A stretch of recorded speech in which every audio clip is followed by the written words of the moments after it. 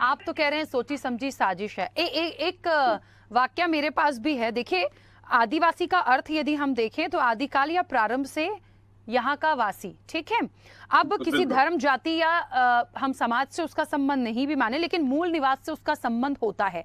लेकिन वर्तमान में यदि सनातन धर्म, हिंदू सनातन धर्म से यदि हम उसे अलग दिखाने का प्रयास करते हैं तो ये तो गलत ही है ना। नहीं, बिल्कुल। मैं पहली बात तो ये कह रहा हूँ कि आदिवासी कभी भी हिंदू धर्म से अलग नहीं है। अब आपने कहा कि वनवासी हैं, आदिवासी हैं जो जंगलों में रहते हैं, आदि से रहते थे, प्रारंभ से रहते थे, प्रथम से रहते थे। यही सत्य बात है। आदिवासी का अर्थ न तो किसी धर्म से है, न तो जाति से संबंध है, न ही किसी समाज से है। उसका अर्थ तो है उस भौगोलिक क्षेत्र में प्रारंभ से रहने वाला व्यक्ति। अब आप जहां तक बोल रही हैं कि मतलब वो हम सनातनी धर्म से अलग कर रहे हैं और हिंदू धर्म की बात हो रही है, अब इसको मैं स्पष्ट करना चाहता हूँ। सनातन धर्म वो जब उस धर्म का न तो जन्म हुआ, न तो अंत हुआ, न ही उसका कोई मध्यकाल है। हिंदू धर्म, हिंदू नाम तो बहुत बाद में आया, जब ईरान के लोग भारत में आए और उस का उच्चारण ह से करते थे। सिंधु घाटी नदी के किनारे रहने वाले लोग हम तो सिंधु का उच्चारण हिंदू से करते थे। हम तो शुरू से कहते हैं कि हिंदू नहीं, सनातनी धर्म के लोग हैं। अब जब कह रहे हैं कि ये हिंदू धर्म में नहीं है, तो मैं इसकी बात बता देता हूँ। आप अंगादेव का नाम ले लीजिए, बूढ़ा देव का नाम ले लीजिए, महादेव का नाम ले लीजिए, उसमें भी तो देव नाम है। हम तो बोलते हैं हिंदू में देव, तो आदिवासियों में भी देव है। इनका खान पान का संस्कृति सब कुछ हिंदू धर्म से, ये प्रकृति के पूजक है। हम भी बरगद के पेड़ को पूजते हैं, हम भी पीपल के पेड़ को पूजते हैं, तुलसी के पत्ते को पूजते हैं, हम भी पहाड़ को पूजते हैं, कैलाश पर्वत जिसको हम पहाड़ है, नदी, गंगा नदी, उसको भी हम मानते हैं। प्रकृति पूजक आदिवासी भी रहा है, हिंदू भी, सनातनी धर्म भी प्रकृति पूजक रहा है। ये एक्चुअल में षड्यंत्र कर रहे हैं, ये बहुत लंबे समय से षड्यंत्र कर रहे हैं कि आदिवासी हिंदू नहीं है। और अभी इनको और एक कांग्रेस के लोग ही करते हैं। अभी राजस्थान में देख लीजिए, डूंगरपुर के जो विधायक हैं गणेश घोरवा, उन्होंने भी कहा है कि आदिवासी हिंदू नहीं। कभी भाजपा नहीं बोलता है। दूसरी बात, कवासी लखमा की शिक्षा पे मैं बात नहीं करूंगा। भारत में समाज शास्त्र के जो जन्मदाता थे गोविंद सदाशिव घुर्वे जी, उन्होंने, जो भारत में समाज शास्त्र के जन्मदाता है, जिन्होंने आदिवासी समाज पे स्टडी किया, उन्होंने क्या कहा है सुन लीजिए। शशि भगत जी, उन्होंने आदिवासियों को पिछड़े हिंदू कहा था, पिछड़े हिंदू। आप कवासी लखमा कौन होते हैं, कितना पढ़े लिखे हैं वो क्या समाज शास्त्री हो गए? और सबसे पहली बात, आप बोल रहे हैं ना जो सुप्रीम कोर्ट का निर्णय, मैं बताता हूँ।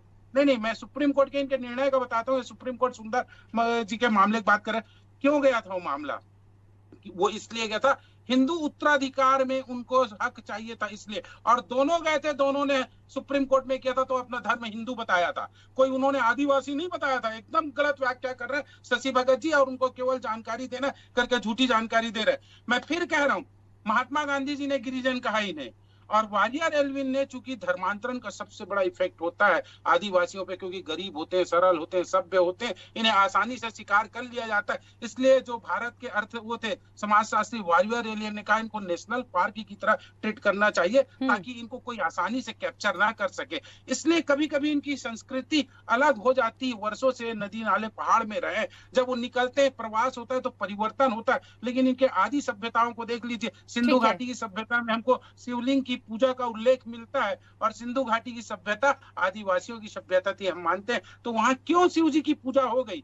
वो शिव जी की पूजा ने, शिवलिंग की पूजा करते थे, पूरे देश में रहा है, उनके नाम भी एक जैसे रहे। बहुत गलत कर रहे हैं, अपने कुत्सित राजनीति के लिए धर्म को तोड़ रहे हैं। कांग्रेस को राजनीति करना सकारात्मक तरीके से करना चाहिए, धर्म को तोड़ के नहीं करना चाहिए। मैं फिर कह रहा हूं कि इससे ये राजनीति में क्षणिक लाभ तो ले लेंगे, लेकिन धर्म को तोड़कर। और एक बात और लास्ट में कहना चाह रहा हूं कि हिंदू धर्म इतना, सनातनी धर्म इतना मजबूत रहा है कि कभी न तो मुगल तोड़ सके, न पारसी तोड़ सके, न फारसी तोड़ सके, न शक तोड़ सका, न पार्थियन जो तोड़ सका, न कुषाण तोड़ सका। सब हिंदू धर्म में समाहित होकर रह गए।